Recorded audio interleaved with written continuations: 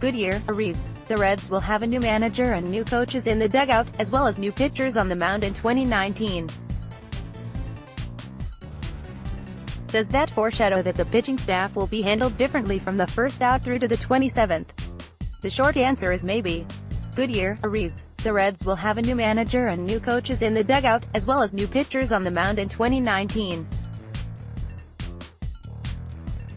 Does that foreshadow that the pitching staff will be handled differently from the first out through to the 27th? The short answer is maybe. Manager David Bell, pitching coach Derek Johnson and assistant pitching coach Caleb Cotham have the personnel to use their pitchers the traditional way. But they also have the ingenuity and the opportunity to think outside the box. It's a feel part, Johnson said. It's obviously how much your starter can give you. But even with that, it's knowing that your starter is really good for 18 outs. After those outs, his performance starts to go down. I don't think we're there yet, knowing who that is and what number that is. Last season under former managers Brian Price and Jim Riggleman, the Reds' rotation was ranked 13th out of 15 National League clubs in innings pitched with 838 and 2/3 frames, and 14th with a 5.02 ERA. The front office invested in the rotation by trading for 3 starters, Sonny Gray, Tanner Roark and Alex Wood. For bullpen, situational lefty Zach Duke was signed as a free agent.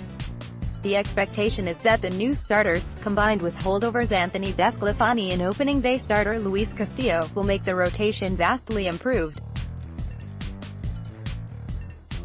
Only Wood will get a late start because he's going to begin the season on the injured list due to a sore lower back suffered early in camp.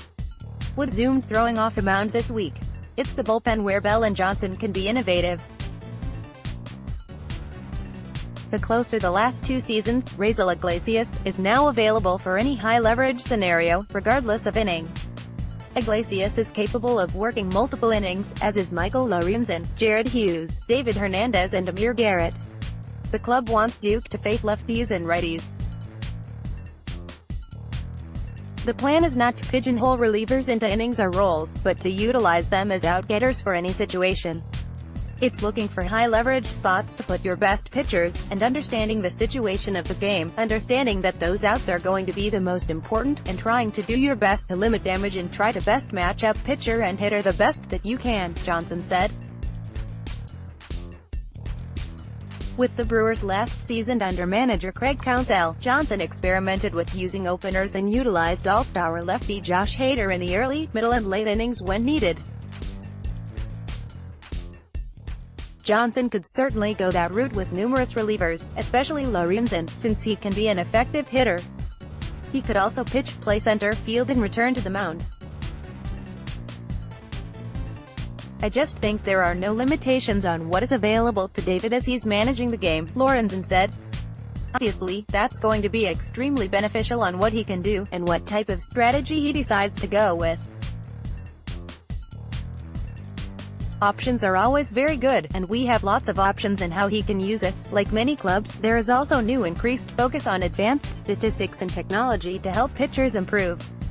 Cotham's role is to simplify the data from Rapsodo, Edgartronic and TrackMan systems for the pitchers and point out where they can fine-tune.